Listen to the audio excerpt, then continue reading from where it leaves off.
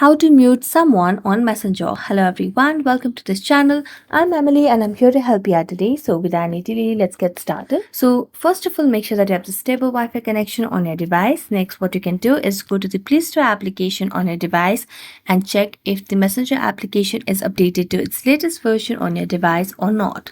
So let's go and search for the Messenger application on the Play Store. And as you can see, there's no option of update over here, which means that we have the latest version of the Messenger application on our device. So we're going to go back and then tap on the Messenger application and then make a long press on the profile or on the account that you want to mute. So just make a long press and then here you can see the option of mute over here.